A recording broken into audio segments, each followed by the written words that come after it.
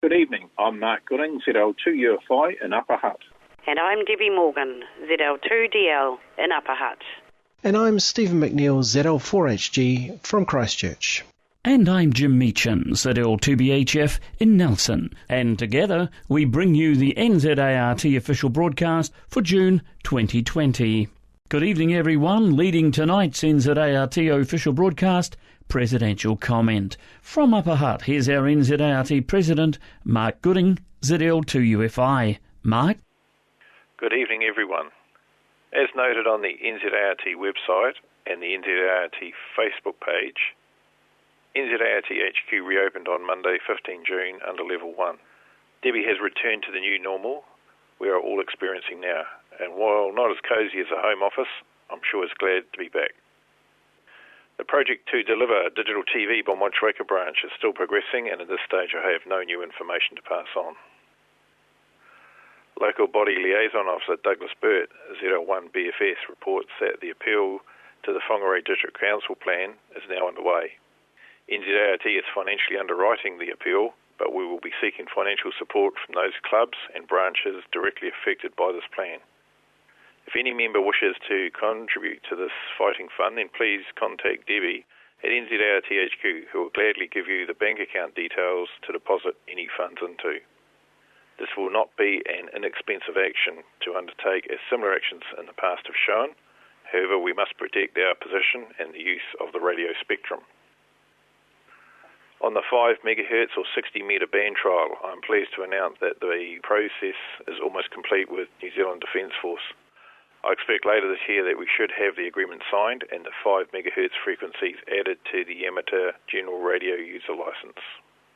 Until such time as this is announced, if not already, you must hold a sub-licence to use this band. The sub-licence can be obtained by contacting Debby at NZART HQ. It is a free service whether you are an NZART member or not. The forms are also available on the NZART site and must be submitted to NZART prior to using the band. Another reminder that NZART AGM is on 5 September 2020 in Wellington. To attend this AGM, you must be a financial member of NZART. It is not open to non-members. So get booking those travel arrangements now if you are attending. Debby will have sent out to the branches the usual pre-AGM mailer. I cannot emphasise enough the need to return to Debby your proxy voting details. These will be needed to ensure that we hold the AGM with the required quorum. Finally, the use of the special prefix ZM instead of ZL will cease as of midnight on 30 June 2020. This was applied for during the lockdown, but as we have now moved to Level 1, the special prefix is no longer required. I expect the use of this prefix provided you with many additional contacts over the Level 4 and Level 3 lockdown periods in particular. Thanks to Paul, ZL4TT, for suggesting we do this back in March. That's all from me, and back to you, Jim.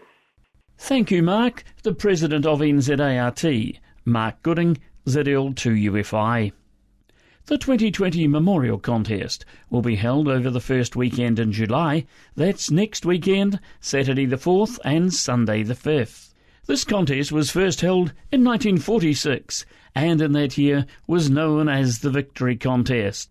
Its purpose was to commemorate those New Zealand hams who lost their lives during World War II.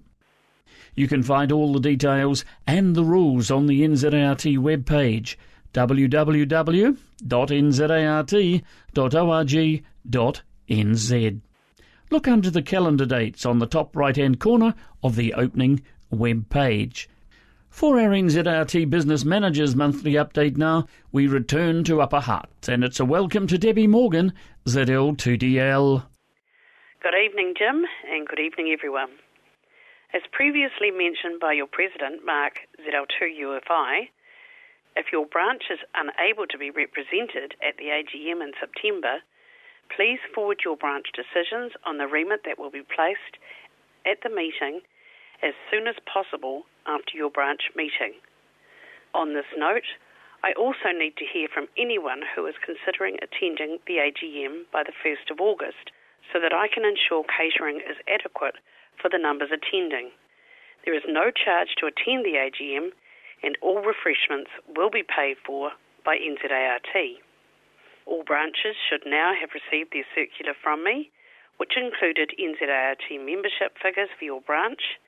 If you have not received it, please check your branch mailing list on the NZART web page under the banner Contact, then Branch or Club Map. Click on the flag that relates to your branch, then the full branch listing. What is displayed in the postal address for your branch is the exact information I used to post the circulars to. If this is incorrect, then I need to hear from you as soon as possible. As COVID-19 is still lurking in our midst, I urge all branches undertaking ham-cram weekends to take the necessary precautions to ensure you and your candidates are safe. Where possible, keep a record of all in attendance and times. Maintain at least 1 metre distance between candidates, and most importantly, do not allow anyone to attend if they are unwell. And lastly, Mark also mentioned that progress on the permanent allocation of the 5 MHz frequency is looking very favourable. Those who have already applied and been granted access by way of completing the form do not have to reapply to use this frequency. You can check to see if your name and call sign are listed on the NZART website under the info banner 60 metre trial, then 60 metre sub-licence holders. At present, there are 215 registered users. That's all from me, Jim. Back to you. Thank you, Debbie. Debbie Morgan, ZL2DL, the NZART Business Manager. This year's Sangster Shield contest was held on Saturday the 16th and Sunday the 17th of May. The contest coordinator, Glenn ZL2KZ, reports as follows. 15 branches were active in the contest with 23 stations on air and 19 entries received.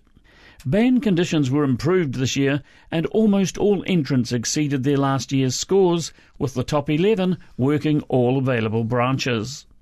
To results and the Sangster Shield Open Section winner.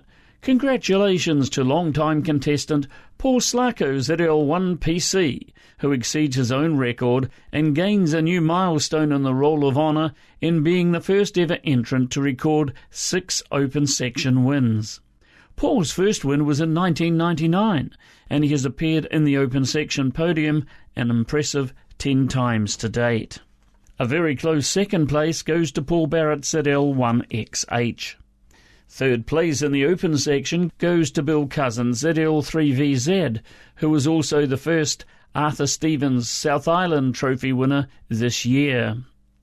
Second in the South Island, Grant Daniel ZL2GD, and third for the South Island is Barry Davenport ZL2LN. Now the Transistor Trophy, first-time Sangster entrant, is awarded to Gavin Williams ZL1BBW, who has entered other contests but never previously attempted the Sangster. The Branch Award will head to Branch 28 Whangarei, which fielded 4 contest entrants this year. Branch 22 Marlborough was the only other qualifying branch with 3 entrants.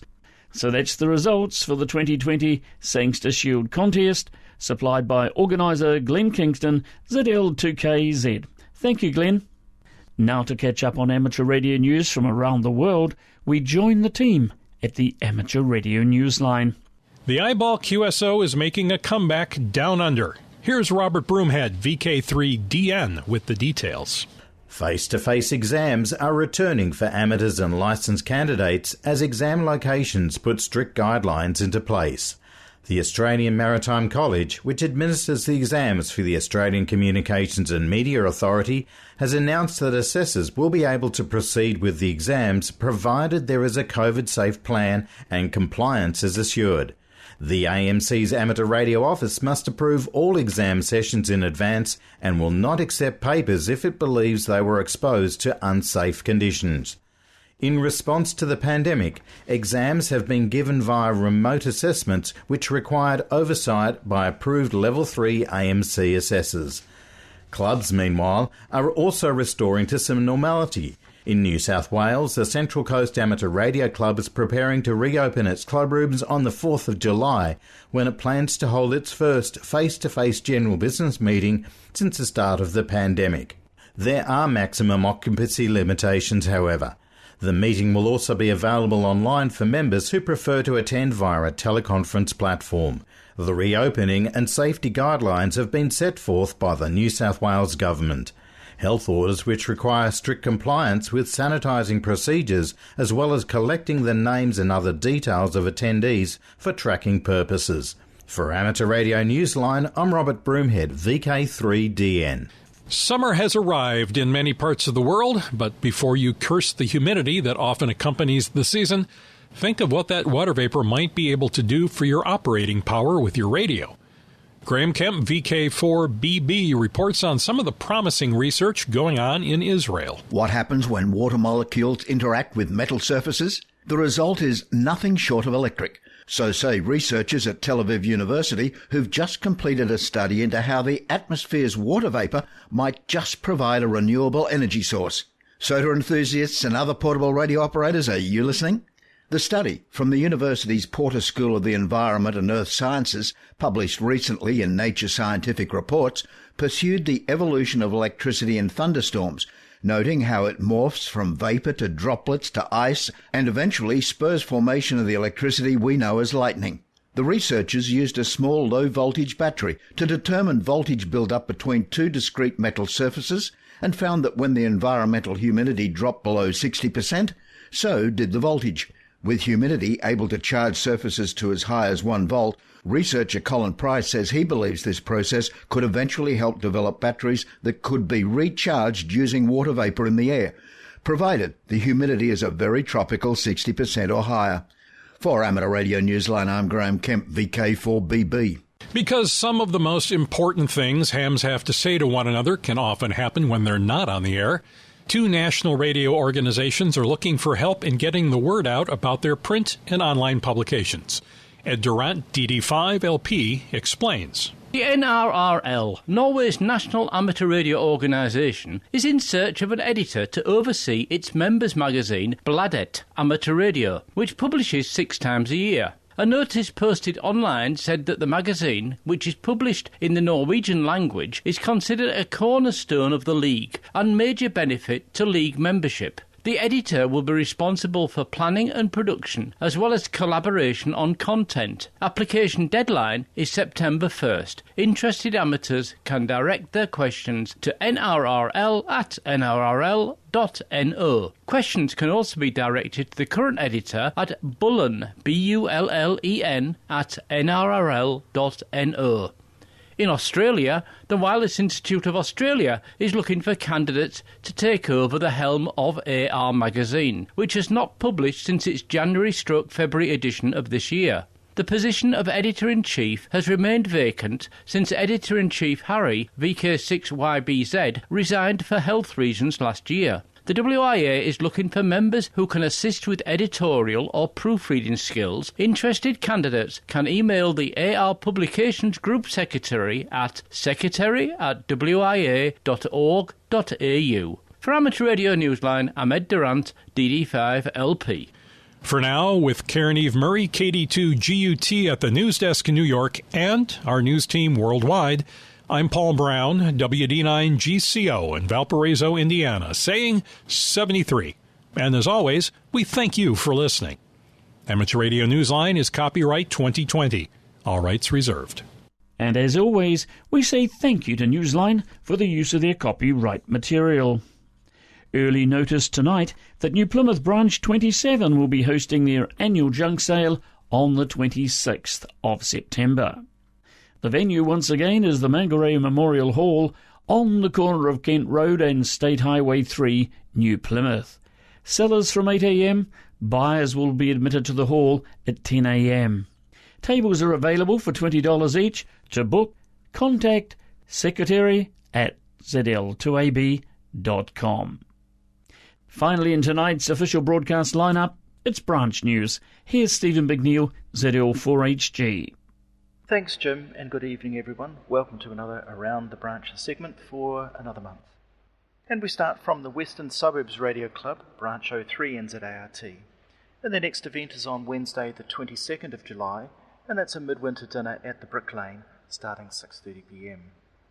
The next meeting of Napier Branch 25 NZART is on Wednesday the 1st of July, 7:30 p.m. at the Latham Street Club Rooms. There is one remit to the NZART AGM to vote on, and then Dave, ZL2DW, will give a talk about his radio career and perhaps some real-life stories and local history thrown in. Also, there is the Napier and Hastings mid-year Christmas tea on Friday the 24th of July at 6 p.m. at the Napier RSA. Bookings to David, ZL2DW. Nelson Amateur Radio Club, Branch 26 NZART, will be holding a mid-year luncheon on Saturday the 18th of July at a restaurant in Nelson City. Advance bookings will not be necessary. On Sunday the 19th of July, the second in a series of monthly VHF fox hunts will be held. Register your participation at 1 p.m. on the day on the 7025 repeater. The hunt will begin at 1:30 p.m. and the details for both of these events will be in the Branch 26 newsletter, CQ Nelson, due out on the 7th of July. To Marlborough Amateur Radio Club, Branch 22. There'll be a midwinter dinner on the 12th of July at the Dodson Street Restaurant and Bar. 11:30 a.m. for drinks, lunch at 12 noon. Please reply by the 8th of July and you can see contact details for this in your newsletter. And finally to Christchurch Branch 05, which has its next meeting on Wednesday the 1st of July at the brand new club rooms at 5 Idris Road. Michael ZL3AX is going to demonstrate his all-band HF radio that he constructed himself using a pair of Arduino nanoboards as the control brains. Come along and be amazed. Well, Jim, that's all for me for another month. Thank you, Stephen. Stephen McNeill, ZL4HG, reporting from Christchurch. The next official broadcast of NZART will be made by ZL6A at 8 p.m. on Sunday, the 26th of July. This is ZL6A, headquarters station of the New Zealand Association of Radio Transmitters, concluding the NZART official broadcast for June 2020. Good night, everyone. Good night now.